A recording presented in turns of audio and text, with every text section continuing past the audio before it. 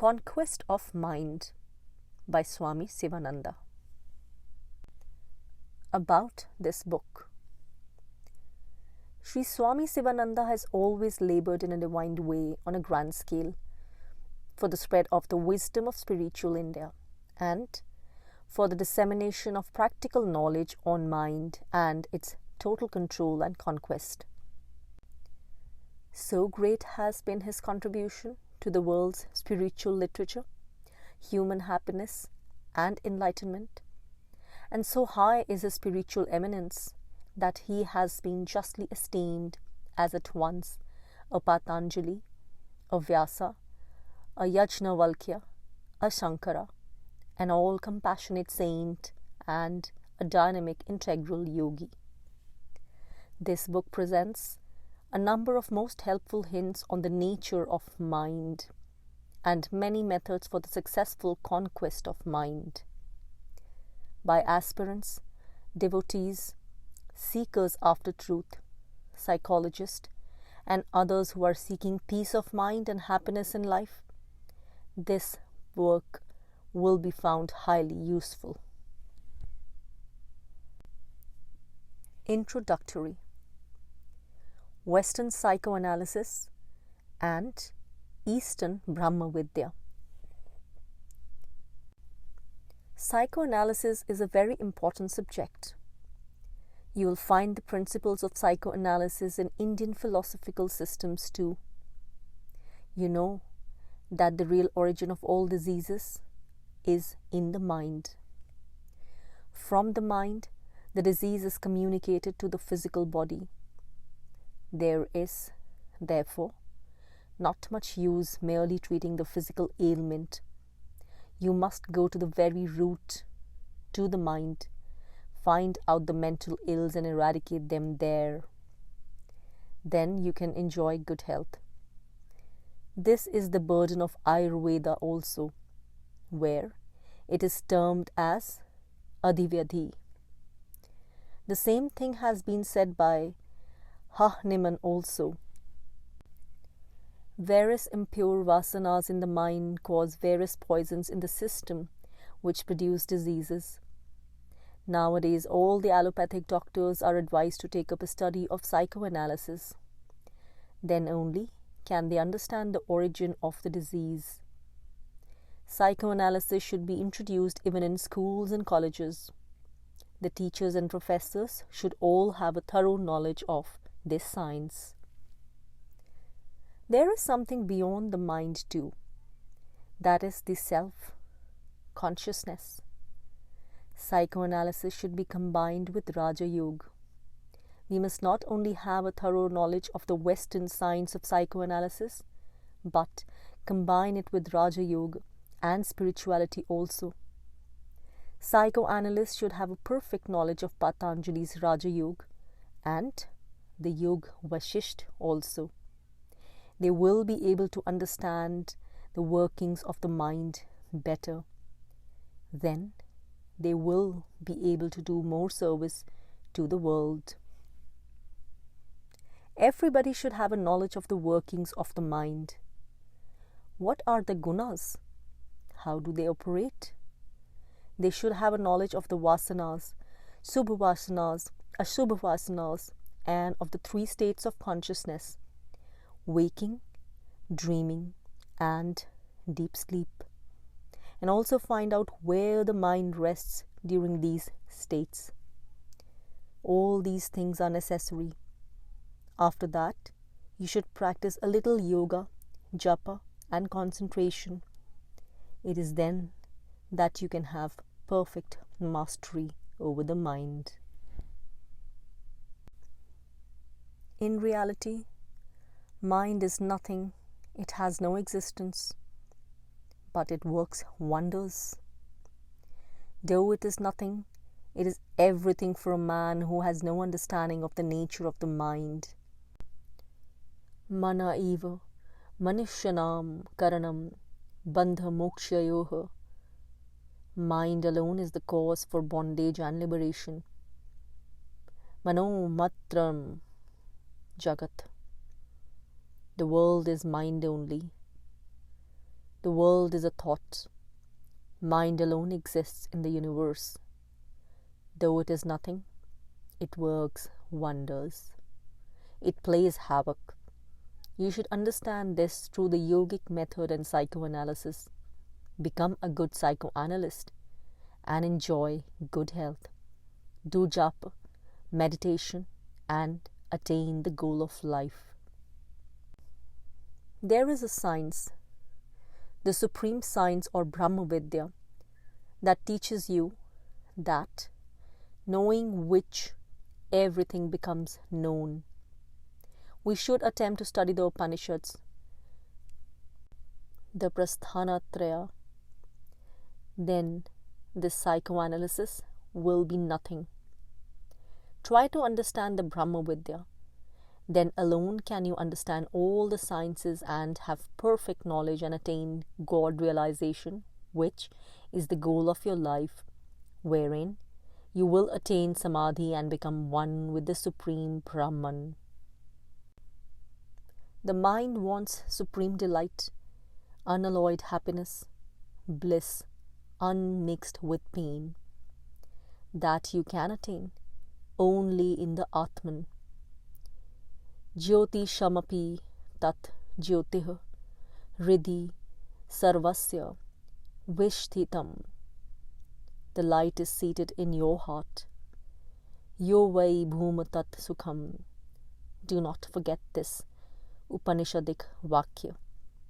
If you want supreme bliss, you can have it in the Bhuma alone, in the unconditioned self which is beyond time, space and causation. Study psychoanalysis, become a great psychoanalyst, and then attain your goal of life, the realization of Bhuma.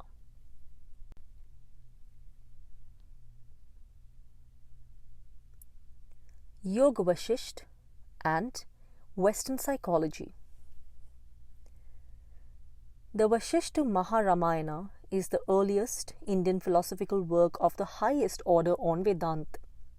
It is a monumental work wherein Sri Vashisht, the great sage, taught the principle of Vedanta to his royal pupil Rama, the victor of Ravana and hero of the epic Ramayana. A study of this work raises any person to the lofty heights of divine awareness and splendor. Those who practice Atma Chintan or Brahmabhyasa or Vedantic meditation will find in this marvelous work a priceless treasure. Even the most worldly-minded person will become dispassionate and will attain peace of mind, solace, and consolation by a study of this book. The practical hints on sadhana are unique. Yogavashisht is a comprehensive, deep, systematic, and literary philosophical work of ancient India. It embodies in itself the science of ontology, the knowledge of the self, the principles of psychology, the science of emotions, the tenets of ethics and practical morality, discourses on theology, etc. According to this work, the world of our experience with various objects, time, space and laws is a creation of the mind, that is, idea or kalpana. Mind is endowed with creative power. Just as objects are created by the mind in the dream, so also everything is created by the mind in the waking state also. Expansion of the mind is sankalp. Sankalp, through its power of differentiation, generates this universe. Time and space are mental creations only.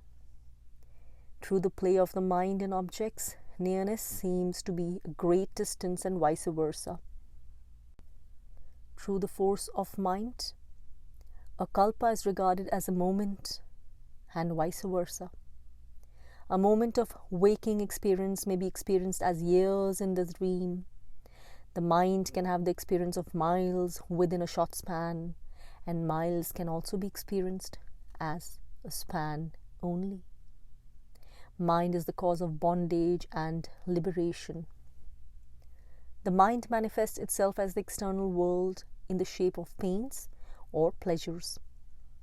The mind subjectively is consciousness. Objectively, it is this universe. The mind attains through its enemy of discrimination the quiescent state of Parabrahman. The sankalpas and vasanas, or subtle desires, which you generate enmesh you as in net. The self-light, or Parabrahman, alone is appearing as the mind or this universe. Only those persons who are without Atmic inquiry will see as real this world, which is nothing but of nature of Sankalp, mind. The expansion of this mind alone is Sankalp. Sankalp, through its power of differentiation, generates this universe. Extinction of Sankalpas alone is moksha. This impure mind, which is filled with excessive delusion and a host of worldly thoughts, is the real enemy of Atman. There is no vessel on this earth to wade through the ocean of rebirth than the mastery of the antagonistic mind. Destroy this mind to its roots by the fire of the knowledge of the self. This is the essence of Yogavashisht. The conception of mind in the philosophy of Vashisht is most rational, most dynamic, and truer than any presented in Western or Eastern psychology. It satisfies the latest conclusion in modern science, modern psychology, modern theories of philosophical thought.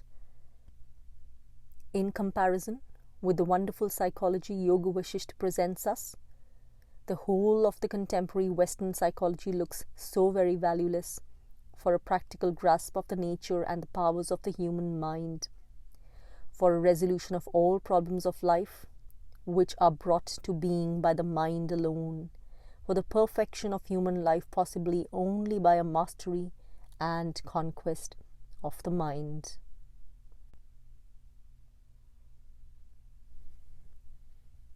Methods of mind conquest.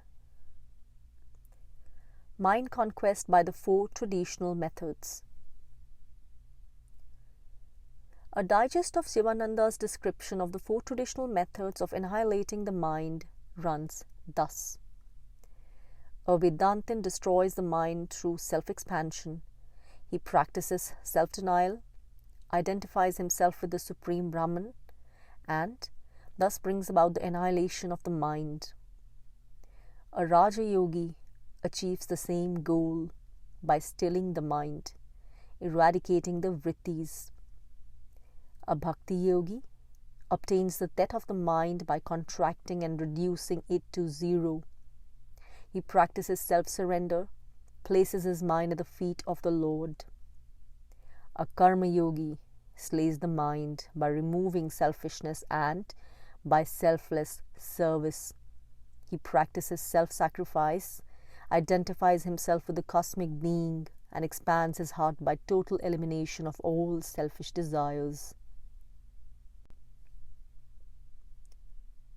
Mind conquest by meditation on Om with Tadrupas, Tadarth, Bhavanam. 100 methods there are for mind conquest, equally as many other types and tastes of mind. To suit the different types of mind, Sivananda prescribes different methods of conquest. To approach the infinite and transcend the mind, one of the most important methods of Sivananda is the meditation on Om with Tadrupas, Tadarth, Bhavanam. Om is the symbol of the immortal, all-pervading self. It is the perfect sound, representation of the timeless, soundless, infinite reality. Sivananda says, think of Om to the exclusion of everything else. Shut out all mundane thoughts. They may of course recur again and again, but you will have to generate the thoughts of the pure self repeatedly. Associate the ideas of purity, perfection, freedom, knowledge, immortality, eternity, infinity, etc. with Om. Association with Om is to become one with the thing signified. Tad japas tadartha bhavanam. Try to identify yourself with the all blissful self when you think or meditate or chant Om, and negate the 5 koshas as illusory adjuncts created by Maya. You have to take the symbol Om as Sat Chit Anand Brahman. This is the meaning. During meditation, you should feel that you are all purity, all light, all pervading existence, etc. Meditate on the self daily. Think that you are entirely different from the mind. Constantly meditate upon the following thoughts and mentally repeat: all pervading ocean of light, I am. Om, Om, Om. Omnipotent, omniscient, I am. Om, Om, Om. All bliss, all purity, all glory, all joy, all health, all peace, I am. Om, Om, Om. Mind conquest by the method of the Vedantic kumbhaka. Regarding his method of the Vedantic kumbhaka for mind conquest, Sivananda has this to say in his work, Science of Pranayam. Being without any distraction and with a calm mind, one should practice pranayam. Both expiration and inspiration should be stopped. The practitioner should depend solely on Brahman. This is the highest aim of life. The giving out of all external objects is said to be rechaka. The taking in of the spiritual knowledge of Shastras is said to be puraka.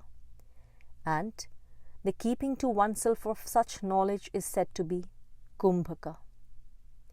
He is an emancipated person who practices his chitta thus.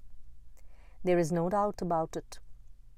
Through kumbhaka, the mind should always be taken up, and through kumbhaka alone it should be filled up within. It is only to kumbhaka that kumbhaka should be firmly mastered. Within it is Param Shiv. At first in this Brahma Granthi there is produced soon a hole or passage.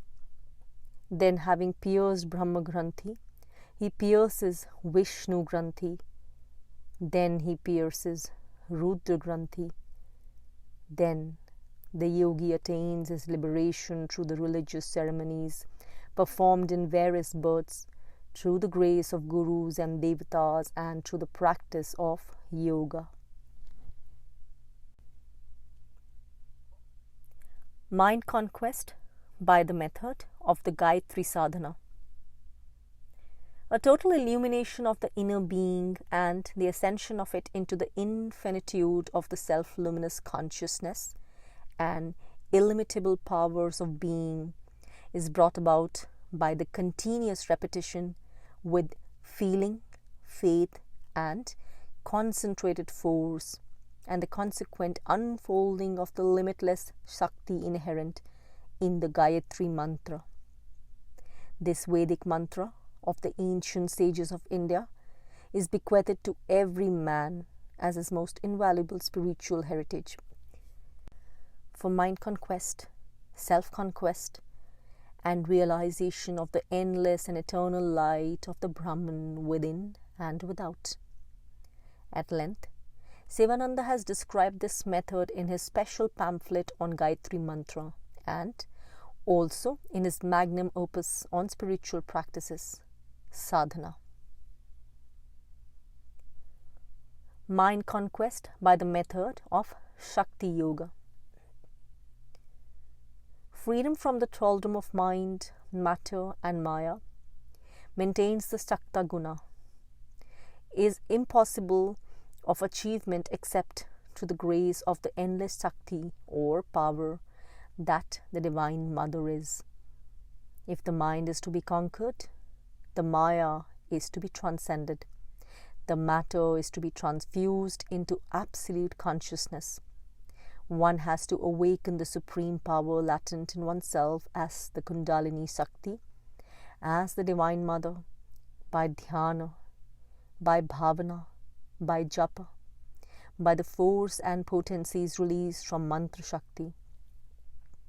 One attains siddhi or perfection when the latent infinite power is awakened, and the entire process and the subtleties of the discipline have to be conducted and obtained from the Guru. Observe in these passages of Sivananda how the mind, which is nothing but a configuration of vasanas, samskaras, thoughts, is quite sublated into the internal experience of the infinite whole, the infinite light, power and delight. The person who follows this Sakta method enjoys bhukti and mukti. Shiva is an embodiment of bliss and knowledge.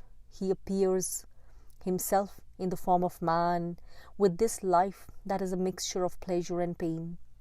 If you remember this point always, all dualism, all hatred, all jealousy, all pride will vanish, and with them the mind too vanishes.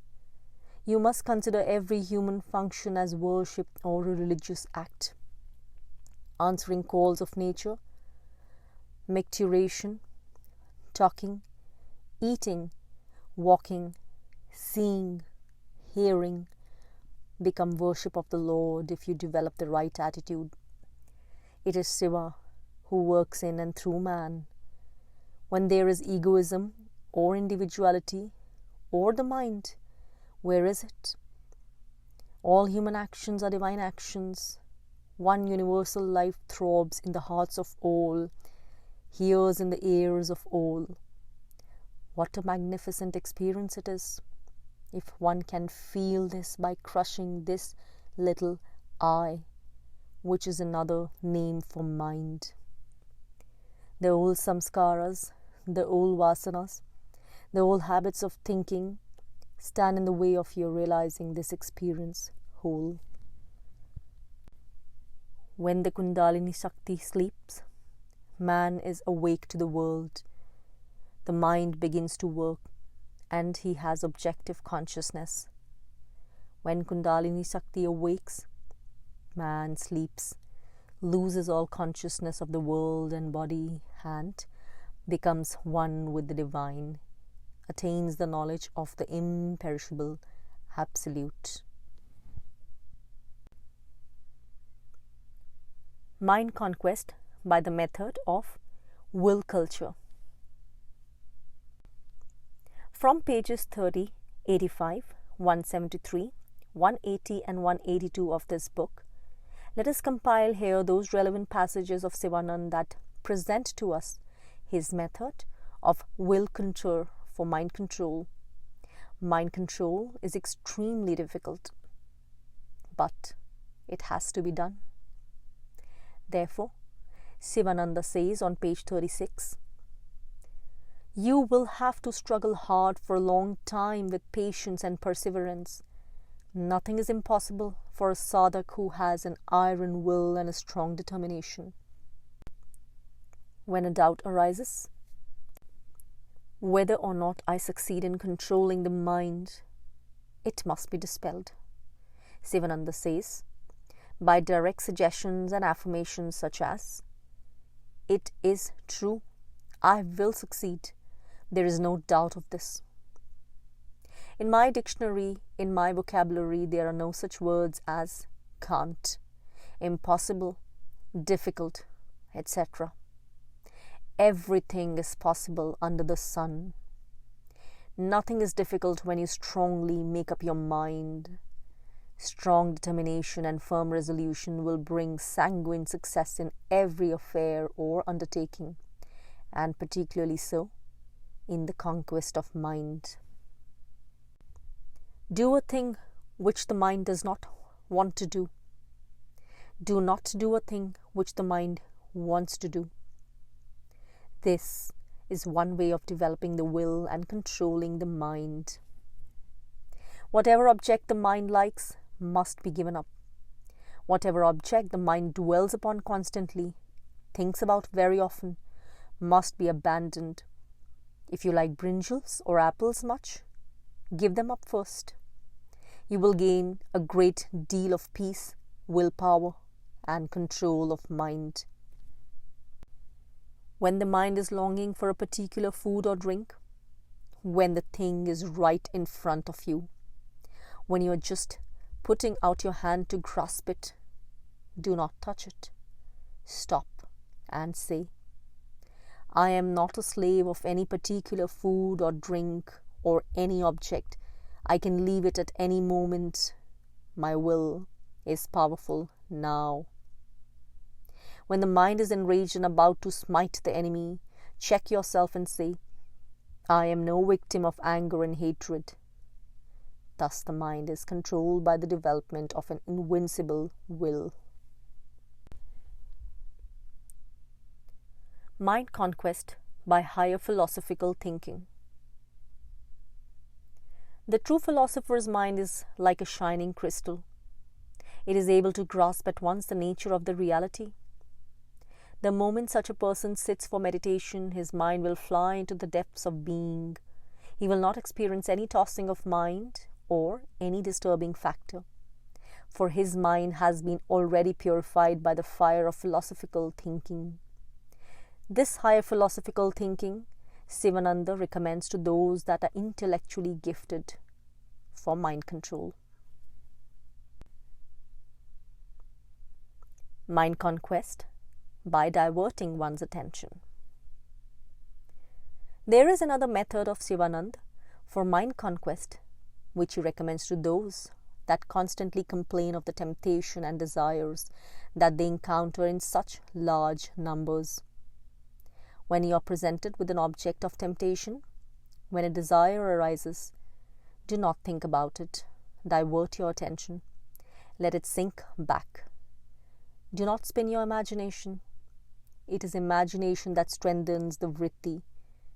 Do not identify yourself with the desire. And if the worst comes to worst, if the desire is strong, be stubborn. Do not submit to it. Divert your attention. Try always to nip the desire in the bud. When a desire comes in the form of a ripple, try to liquidate it then and there itself. But if due to lack of your vigilance, it takes the form of an impulse, see that it is not fulfilled. Do not make cheshta outwardly. If a desire comes, I should go and gossip. Say, no, I will not allow the body to move. If the body does not move, the mind cannot fulfill its desire, and ultimately the reverse process will happen, and the desire will sink back into the mind, and there will be control of mind and calmness. Mind conquest by Japa, Yoga Sadhana. On Japa, as one of the most powerful methods of mind control, we have this inspiring guidance of a many-sided nature from Sivananda. Japa of any mantra destroys the impurities of the mind, makes the mind turn inwards, induces vairagya, helps concentration, and eventually leads to control of mind and the attainment of God consciousness. In this Kali Yuga, the easiest way for controlling the mind and attaining moksha is kirtan, or singing the name of the Lord. Elsewhere, Sivananda speaks of the advantage of dhyana or meditation on the form of the Lord, side by side with the repetition of the name or the mantra of that Lord. Side by side with Japa, think of the Lord as present before you and picture his entrancing and beautiful form. This adds tremendously to the efficacy and power of your practice. The mind is fully engrossed in the form of the Lord by this practice, and there is no chance for the mind to get hold of the objects of senses, which are like straw or chaff before the bliss of the presence of God. Mind conquest by the method of prayer. Not demanding any feats of high intelligence or gifts of eloquence for its effective exercise, except a little devotion, a spirit of reverence, a little faith, a little earnestness, prayer brings 100 rewards, exerts a tremendous influence on the whole of the nature of man, and brings the mind into purity and tranquility. Sivananda finds prayer one of the best methods of conquering the mind. His only condition for real praying is that prayer should be raised in sincerity, must proceed from the heart, must be for divine light, purity and spiritual guidance, and not for selfish ends or petty gifts and worldly prizes and goods. Prayer, Sivananda says, is a mighty spiritual force. It elevates the mind, destroys its impurities, keeps it in tune with the divine being. Sincere devotees realize the importance, the power, the value, and the splendor of prayer. A yogi can actually visualize through his inner eye the dynamic and beneficial effects produced on the mind by prayer. Get up in the early morning and repeat some prayers. Pray in any manner you like. Become as simple as a child. Open freely the chambers of your heart. You will get everything. Namadev prayed and Vittal came out of the image to eat his food. Eknath prayed and Lord Hari showed his form with 4 hands. Damaji prayed and Lord Krishna played the part of a menial in paying his dues to Badsha. Draupadi prayed fervently. Lord Krishna ran from Dwarka to relieve her distress. Gajendra prayed ardently. Lord Hari appeared with a disk to protect him. It was Prahlad that rendered cool the boiling oil when it was poured over his head.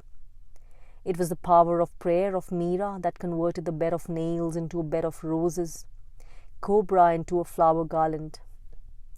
In temptations, in despondency, in trials, in every mood and condition of mind, prayer affords the best relief, and if tried, gives itself as the easiest means of transforming the entire inner nature and establishing a perfect mastery over the mind. Mind conquest by the method of Sankirtan Yoga. Of particular interest to the modern temper is the case Sivananda makes out in a chapter on Sankirtan Yoga in his Sivananda Yoga Samhita for Sankirtan as the easiest and the cheapest method of mind control and God realization.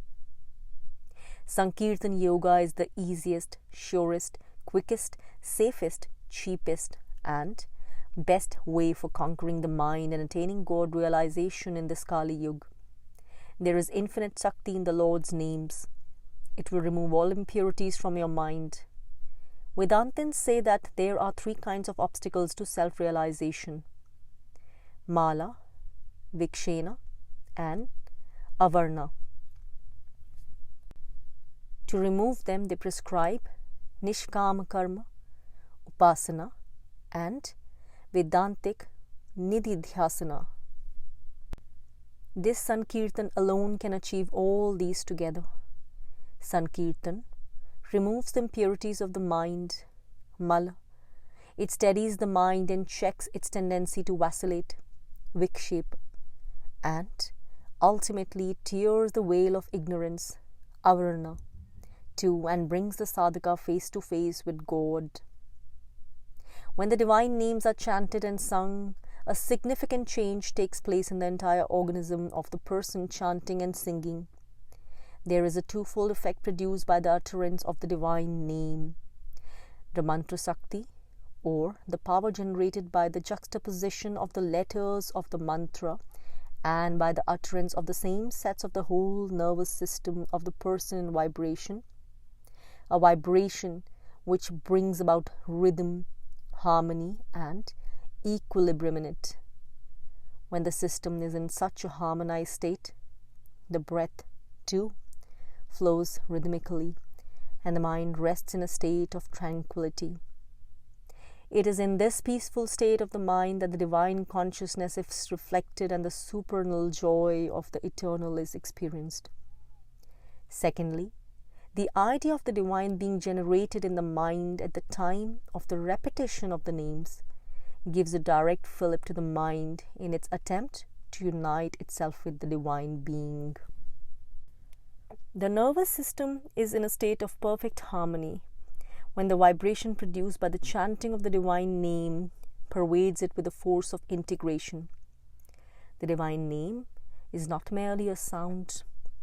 It is a force which can overcome all the destructive forces in the human system and render it pure and make it fit for the experience of sattva, the highly transparent medium through which the immortal being is reflected. What a mighty power is latent in the divine name! Only those who are endowed with devotion know it. The scientists now declare that sound vibration has such a tremendous force that they can direct this power to silk fabrics and cleanse them of all dirt more thoroughly than a washerman can. But they have yet to realize that vibrations produced by the singing of the name of God will cleanse their very hearts, will purify their very souls, will remove all the invisible dross accumulated in their minds since many births. Mind conquest of Ragdvesh and Anukula Pratikula Jnana. Ragadvesh is the current attraction and repulsion, likes and unlikes, loves and hatred, constitutes the real mind, the whole of the wheel of samsara, the cycle of individuals' births and deaths, the real chain of karma. Through raga, you may be attracted to anything, a man or a woman, cat or dog, a stick or clothing, a house or a town, a view or a religion, and commit virtuous or vicious actions, entertain fears of losing the object of your liking, become a victim of anger when something stands between you and the object of your liking, and reap pleasure or pain. Through dvesha, one may dislike anything, a man or a woman, a cat or a dog, a stick or a clothing, a house or a town, a view or a religion, and involve himself in one after the other progeny of ignorance and reap sorrow. So long as this current of raga dvesha persists in an individual, his mind will remain agitated, restless, peaceless. Sivananada says, the waves of raga dvesha are ever disturbing the mind. One wave of raga dvesha arises in the mind and subsides after some time. Again, another wave rises, and so on. There is no balance of mind, there is no possibility of control of mind. Wherever there is pleasure, there is raga. Wherever there is pain, there is dvesha. Though the objects that give pain are far away from you, the memory of the objects will give you pain, but not the objects. Hence, try to destroy the raga dvesha currents by developing cosmic love and Brahma bhavana or Ishwar bhavana in all objects. Then the whole world will appear to you as the Lord in manifestation. The world or the worldly objects are neither good nor bad, but is your lower instinctive minds that makes them good or bad. Remember this point well, always. Do not find fault with the world or objects. Find fault with your own mind. Destruction of raga dvesha means destruction of the mind or the ignorance and the idea of the world. Do not come under the domination of these two currents of raga dvesha. Crush them. Develop the opposite virtues, vis-a-vis vairagya or dispassion and cosmic love. Vairagya will crush raga. Cosmic love will crush dvesha. Kill raga by the sword of vairagya, non-attachment or dispassion or indifference to sensual objects, and dvesha by developing cosmic love.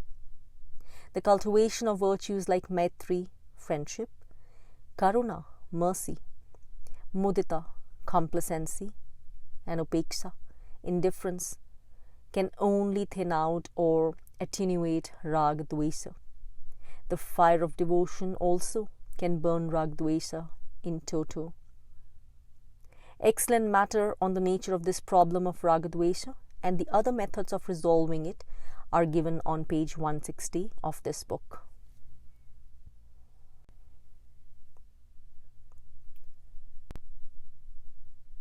Mind Conquest by Anvaya Vyatireka Method. Every object in the universe, every person on earth, all that we see and experience with the senses are constituted of names and forms, nama-rup. Names and forms are mental creations. They are not eternally existent in their own right. They are products of Maya, of mind. What is eternally self-existent is the infinite reality which gives itself to us as the infinite existence, infinite consciousness or knowledge, and infinite delight. This alone is everywhere and is all. Every object, and the mind itself, has 5 aspects: Nam, Roop, Asti, Bhati, Priya. Name, form, existence, knowledge and bliss. Names and forms, as we have noted, are illusory. They belong to Maya, the relative plane also called the non-existent being or the non-being. Asti, Bhati, Priya are the very nature, the very swarup of the infinite Brahman. They are real. Asti is Sat aspect of the reality. Bhati is the Chit, or the consciousness or the knowledge aspect of the reality. Priya is the bliss, the Anand aspect of the reality. With persons and objects and with all that we see, names and forms, Nama-rupas differ. But the Asti, Bhati and Priya are the same in all. They are the attributes of the infinite being. Asti, Bhati, Priya are Anvaya. Names and forms are Vyatireka. Through Anvaya Vyatireka Yukti, Sivananda says, you will have to eliminate, for the conquest of the mind and the realization of the Absolute, the name and form, and realize or take out into yourself the Asti, Bhati, Priya Atman that is hidden in all objects and persons. Reject names and forms. Identify yourself with Asti, Bhati and Priya in all things, in all persons. Through constant thinking and force of meditation, the names and forms will vanish. Asti, Bhati, Priya alone will shine everywhere. Practice this always, even while you're at work. Mind Conquest by the Neti method. Not different in particulars is the method of Neti doctrine for mind conquest and self-realization. Sivananda describes this method as follows. This is the method of negation. The Upanishads proclaim, this physical body is not the Brahman, this prana is not the Brahman, this mind is not the Brahman, this buddhi or the intellect is not the Brahman, this anandamay kosha is not the Brahman. Therefore, the balance left after negating or sublating these false, illusory, limiting adjuncts, which are superimposed on the Atman or Brahman, is the Sudha, Vyapaka, Sat, Chit, Anand, the Brahman. You are in truth, in reality, this Brahman. Realize it and be free. Mind conquest by the Laya Chintan method. Sivananda explains the Laya Chintan method of mind conquest thus. Laya means involution of the effect into the cause. There are 3 kinds of practices. The first is that you will have to think that the mind is merged in buddhi, buddhi in avyaktam and avyaktam in Brahman. The second is that you should think that the earth gets merged in water, then water in fire, fire in air, air in akas or ether, and akas in avyaktam and avyaktam in Brahman. The third process is that you should think that Vishva or microcosm gets merged in Virat or macrocosm, Tejasa in Hiranyagarbha and Prajna in Ishvara. The Kutashta becomes one with Brahman. Thus, here you see that all the external elements or the attributes gradually get merged in the one common source, that is, the Brahman. You go back to the original source, the Brahman who is the womb for all minds and Panchabhutas. Finally, you rest in the Brahman alone. Mind conquest by the pursuit of any ideal recognized by you as the highest. There is this inspiring little passage on the value of the pursuit of an ideal for mind conquest in Sivananda's book, Sadhana. Abandon the eat, drink and be merry policy. Look always upwards and onwards. Have an ideal before you. Live up to it at any cost. You can become as great as anyone else. Give up this inferiority complex. Give up the superiority complex also. The idea of inferiority and superiority is born of ignorance. Inferiority complex will cause worry. Superiority complex will generate pride and vanity. Put up the switch of the eternal light in the innermost chambers of your heart. Keep the divine flame burning steadily. Feed it regularly. Through your whole heart and soul in spiritual practices, or practices that will lead you to the realization of the ideal you have framed for yourself. Waste not even a single minute. Be persistent and methodical in your practices. Marshal up all your forces properly and powerfully, even as the Lieutenant General in the army marshals up the armies on the battlefield. All miseries will melt away soon. You will shine as glorious Jivan Mukta with the highest realization. All sense of separateness, distinction, duality, difference will vanish out of sight. You will feel that there is nothing but Brahman or God.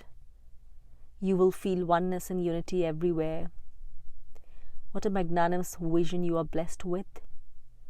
What an exalted state. What a sublime, soul-stirring and stupendous experience will be yours. You will get dumbfounded. This state is indescribable. You must experience it by direct, intuitive perception. Mind conquest by the method of mumukshutva or strong yearning for liberation. Sivananda always insists on the possession of the burning desire to be spotlessly pure and to realize the divine in this single-minded devotion to the divine.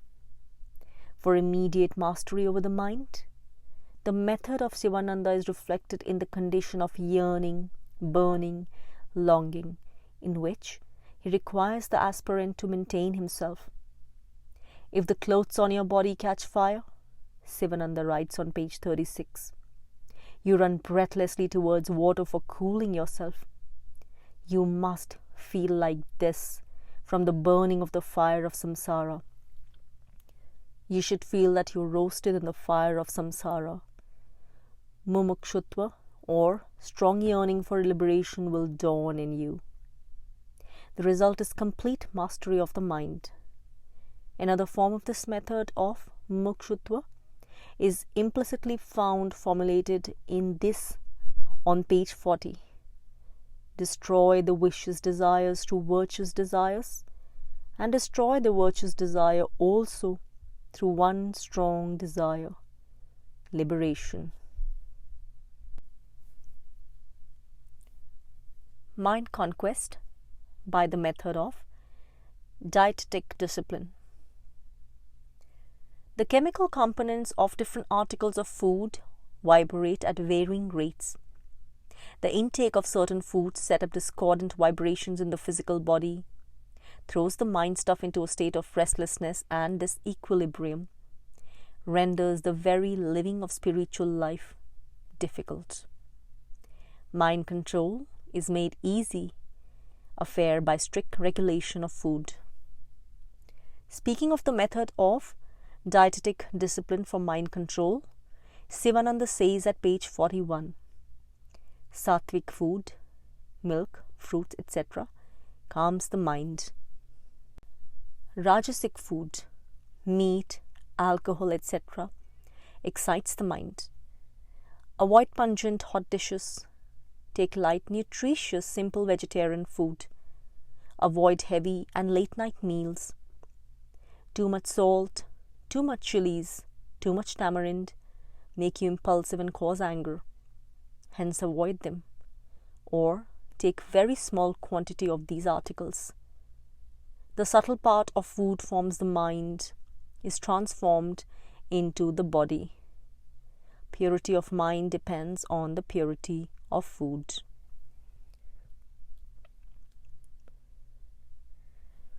Mind conquest by the method of abhyas, or constant and protracted practice of concentration on a single object or figure or dot. The effort to steady the impetuous mind by any means is abhyasa. Concentrate the mind on a black dot or any figure. The mind will run away. It is its habit. Gradually withdraw it from the objects and try to fix it at the lotus feet of the Lord. The mind will run away 100 times today, but after 3 months of practice, it would not run for more times than 96. After some more months, it would be 70, and so on. Thus, would you steadily progress, and it will soon become one-pointed, and you can fix it on the Lord and meditate for a long time. Satu dirghakala narantarya satkara devito dridbhumiha. The remedy to mind wandering is abhyasa. Abhyasa continuously and regularly for a long time. Ultimately, you will realize your identity with the Supreme Soul. If you practice for 2 months and then leave it off, you won't be able to ascend to the summit.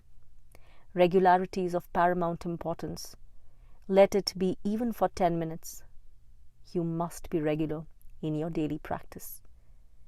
In this book, light on the method of abhyasa is thrown at pages 6, 8, 43. Mind conquest by the method of dosha drishti, or the constant perception of the limitations of life. The mind is filled with sensual samskaras. It is very difficult to wean the mind from the objects. Through dosha drishti, or the finding out of the defects in sensual life, you can develop dispassion and control the mind. The method is: remember the description of the world given by the Lord in the Gita. Anityam, asukham, imam, lokam, asasvatam, dukhilayam. This world is impermanent, full of sufferings, the abode of sorrow. All the sensual pleasures appear to be pleasant in the beginning, but in the end they are like poison. Remember the Vairagya Dindima of Sri Shankaracharya. Kamaha, Krodhacha, Lobhacha, Dehi, Tishthanti, Taskaraha.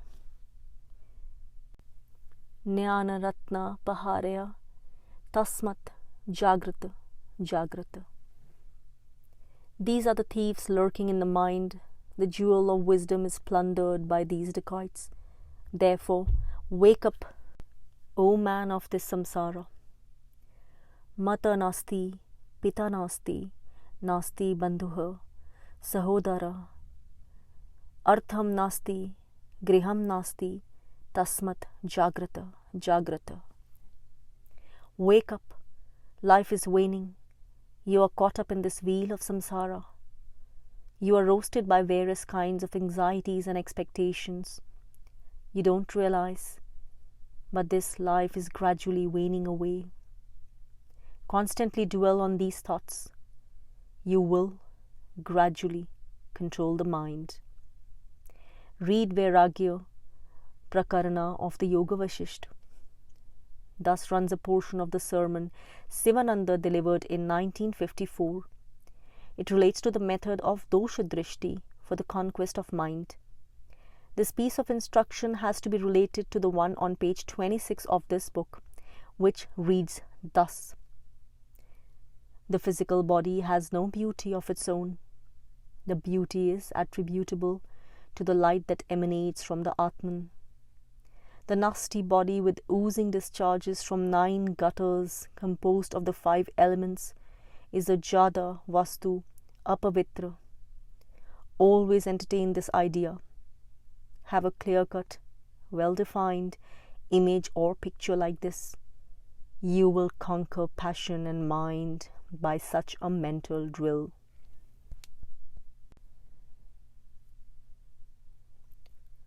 Mind conquest by the uses of adversity and the rewards of suffering. The human mind refuses to surrender its inveterate habits and gross limitations unless battered by circumstances and brought into the discipline of suffering. Comfort and coziness settle the mind in lazy complacency. Stress and strain stir its powers. Suffering and sorrow render it sensitive to the higher realities that never fail it. Pain and privation purify the heart, develop willpower and discipline the entire nature. They aid the mind examine itself, take an inventory of its resources, and establish a mastery over its own weaknesses. Easy life engenders faith in fictions. Nothing can disenchant and disillusion the human mind of the fictions and pleasures that perpetuate the forces of ignorance than severe knocks and blows of existence. Not for nothing, the great in religious history have prayed for suffering. The Stoics sought to prove by their lives the greatness of their idea. The devotees resort to it to aid them, pursue with single-minded devotion the goal of their love. The Vedantis ask for it to illustrate the truth that they are the bodiless, mindless, self-contained, all-sufficient reality. The true religious individuals fast and observe vigil. The monks robe themselves in poverty and live by alms. With a view to throw more light on the value of pain and suffering for the control of mind, Sivananda says, "It is the chill penury that turns the mind of man towards God. Knocks and blows of severe types wean the mind of man from sensual objects and turn it towards the path of spirituality. Always presenting themselves in disguise, pain and suffering are blessings. They are the best teachers that impart the most valuable lessons. They purify man, heighten the powers of endurance and patience, transform his nature, alter his angle of vision." Sivananda says that pain and poverty, evil and misery, censure and blows teach more than wealth and pleasure, praise and honor. They produce immediately the power of discrimination and the spirit of renunciation, viveka and vairagya. They lit up the spiritual fire in the heart of man and make the most difficult of conquests, the conquest of mind, an easy affair. On page 86 of this work, Sivananda says, "Negate your ego, deny your separateness, efface yourself, suffer pains and sacrifice pleasures, deny the wants of thyself. It asks for many a cup of poison. It is a moth that falls into the fire thinking it is pleasant. It is a child that walks into the well. Humble thyself, annihilate thyself, if you wish to live. And on the value of self-punishment for mind conquest, Sivananda has this passage on page 171. Discipline the mind. Tell the mind, O mind, be steady. Be fixed on one idea. Absolute is the only reality. If it wanders, if it wavers, go to a lonely place. Give 2 or 3 sharp slaps on your face. Then the mind will become steady. Self-punishment helps a lot in checking the wandering mind. Frighten the mind as if you will beat it with a whip or rod whenever it wanders from the lakshya, whenever it entertains evil thoughts.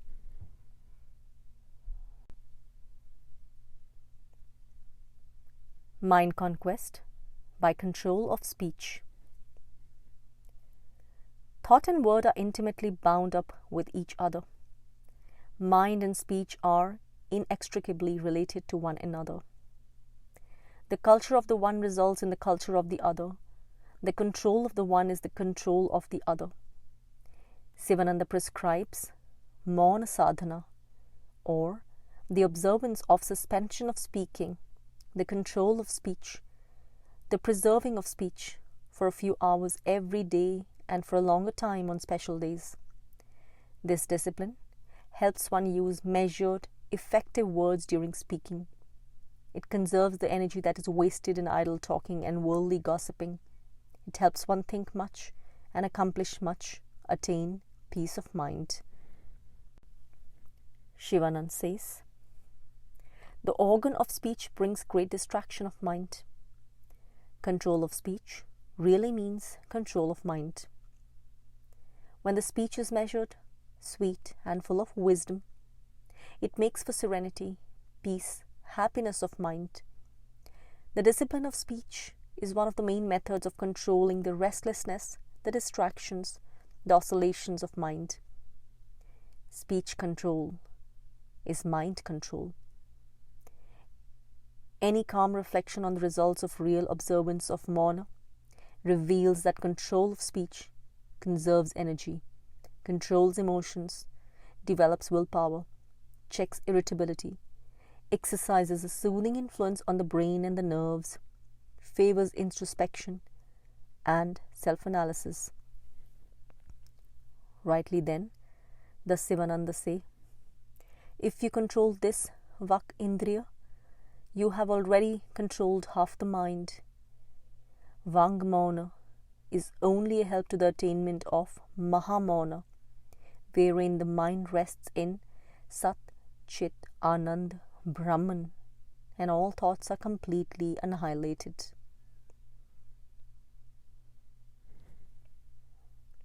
Mind control by Kabir's method of detach attach. Somebody asked, Sivananda writes, Kabir, O Sant Kabir, what are you doing? Kabir replied, I am detaching and then attaching, as is done in the railway junction. Bogies are detached from one train on one line and then attached to the other train on the other line. Even so, I detach the mind from sensual objects and attach to the Atman or Brahman, the all-pervading Sat Chit Anand Paramatman. Follow Kabir's method. Detach and attach. This same process is mentioned by Lord Krishna. As often as the wavering and unsteady mind goeth, so often reining it, let him bring it under the control of the self.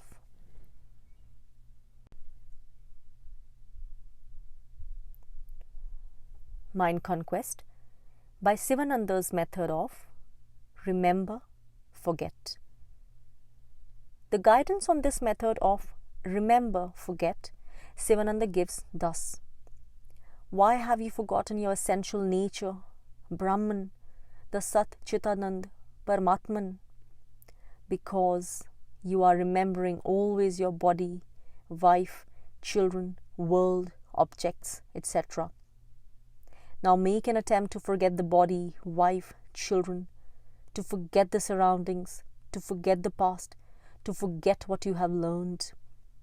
then you will remember only Atman, Brahman. Forgetting is an important sadhana for mind conquest.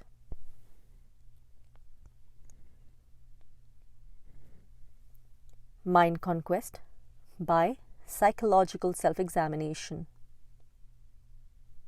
Cast X-ray eyes upon your own inferior nature. Introspect and scrutinize your motives. Examine the factors that cause your outer behavior from the states and conditions of your mind. Sivananda admonishes. This guidance is given as a measure in the control of mind, because no man can easily acquit himself of the terrific havoc wrought in himself by the hidden animal impulses and common human emotions. Very strong cross currents of likes and dislikes, love and hatred sway his mind. Secret longings and veiled desires destroy his happiness and ruin his peace and wisdom. Passionate impulses lurk somewhere in the crannies of his nature. Ungratified wishes lie in wait for a gross manifestation and render his senses ungovernable, his circumstances unmanageable, his wisdom feeble. Understand this inner psychological nature thoroughly. Survey it, examine it, scrutinize it. This examination is almost half the cure. After a thorough grasp of the inner inferior nature that renders the mind so wild and unruly, fraught with the potentialities for errors and misery, sit not idly nor resign your will to fate. Start vigorous sadhana right now. Throw out completely the whole of this inner dross. Bring about a radiant transformation of the entire inner nature. Sivananda says, a fanciful interest in the spiritual path is of no use. Take recourse to dynamic and many-sided sadhana. Sivananda says, relentless effort to live a spiritual life is very necessary. The angle of vision has to be changed. Regular sadhana will keep the mind always clean and conquered.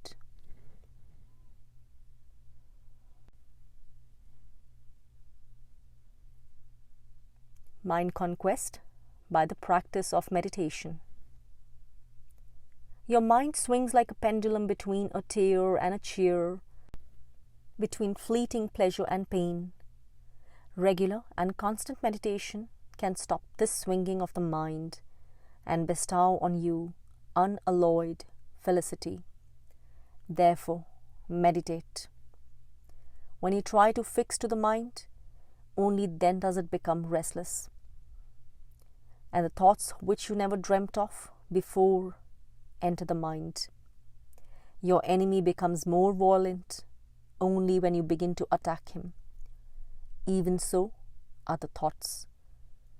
Gradually they will lose their vigor and die.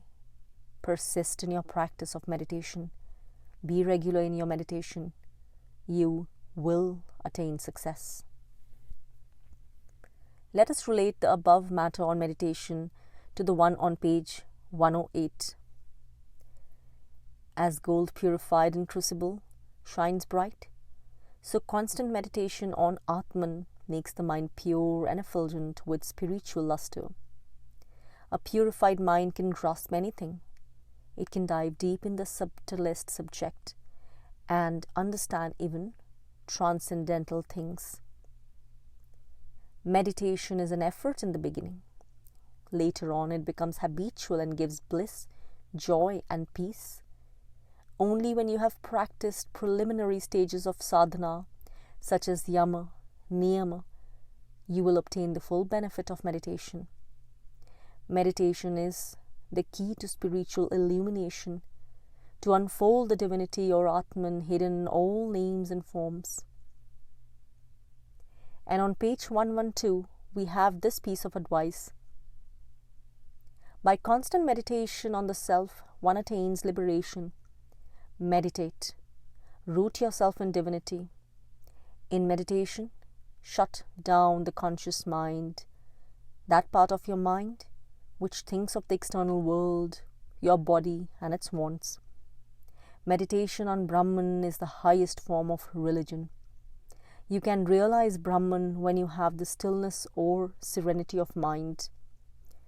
The meditative mood comes and goes. Restrain the senses. Be eternally vigilant. Meditate regularly in the early hours of the morning.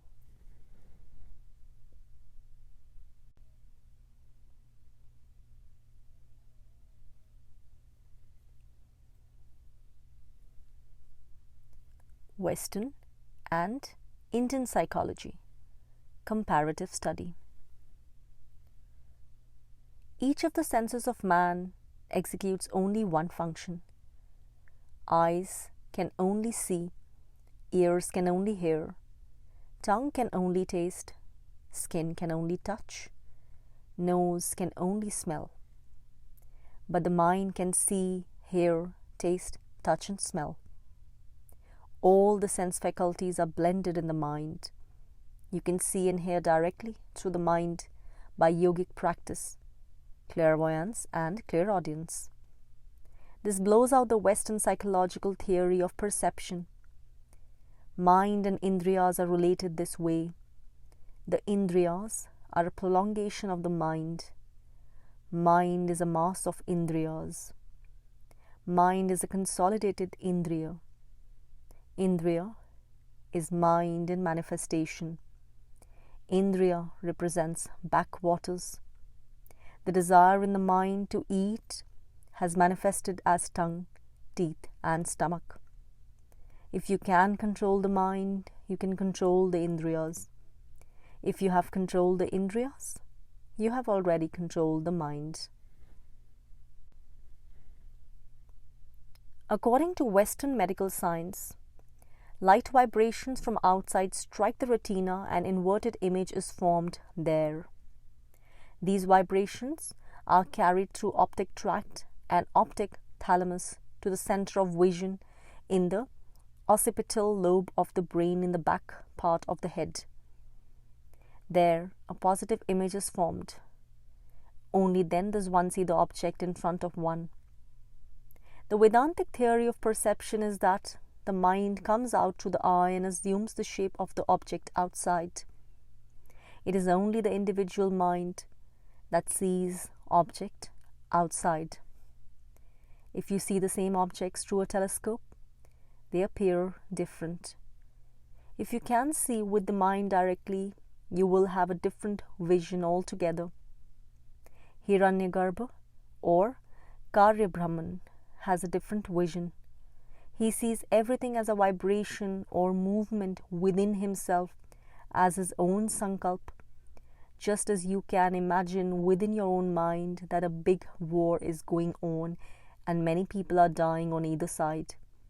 You would draw the imagination at will. The Western psychologists' exposition of dream psychology, though having much to its credit in the shape of research and some valuable information, yet leaves much unexplained. It lacks much that can be supplied only from theories of the East. They can only be explained by thoughtful inferences from the theories of rebirth, the law of karma, the operation of external factors like the Akashic records, and occult factors like thought transference and action of astral entities like pretas of deceased persons. Only a sincere attempt to make a deep study into the working of these factors can form a full and more adequate exposition of the mysterious subject of dream. To the yogi who has successfully transcended the three states of waking, dream, and deep sleep, the knowledge of all these comes perfectly. To the jnani, no doubt with intuitive perception, the mystery of dreams becomes perfectly solved. That the Western dream theory is sex-ridden is due to the fact that they start with the wrong notion of what in reality constitutes man. To them, man is mainly a physical creature endowed with a mind and possessed of a soul. This is just the contrary of the Oriental view that man in reality is a spirit, expressing himself through the medium of a mind which has the physical body as its counterpart to function upon the gross external plane. Thus, we see, to the Indian mind, the true self of man is entirely devoid of sex. It is the body that suffers under the tyranny of a gender. This body is the least part of man as defined by the philosophical mind of the East. Sex is therefore just but one aspect, though a dominant one perhaps, of the individual soul that goes about as man upon this earthy stage.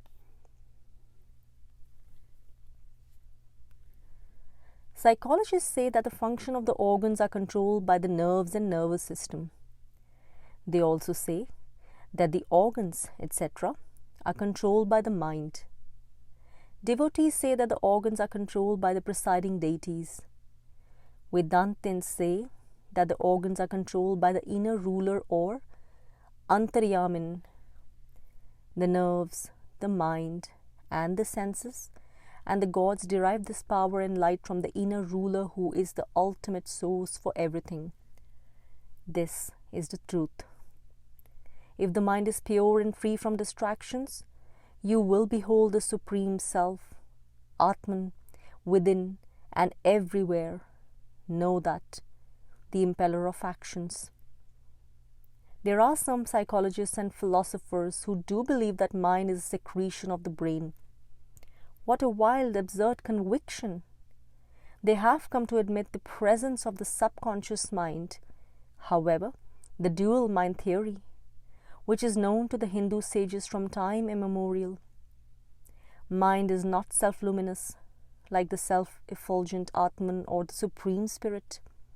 It shines in borrowed feathers. Just as a piece of iron moves in the immediate presence of magnet, even so, this insentient mind moves and works in the presence of the inner ruler. This point has not been properly understood by the Western psychologists, rationalists, freethinkers, economists, socialists, and others. Hence, they are always restless and are groping in total darkness. The vibrations of psychic or subtle prana manufacture thoughts in the mind. The mind is insentient, jad, but it appears as chaitanya, chaitanyavat, by borrowing the light from the adhishthana or source. Atman, just as water exposed to the sun borrows the heat from the sun. Because there is reflection of intelligence in the mind from the background, the source or womb for this mind, this insentient mind appears as intelligent. This is the real truth. This is the bold, genuine philosophy of the Hindu sages of yore.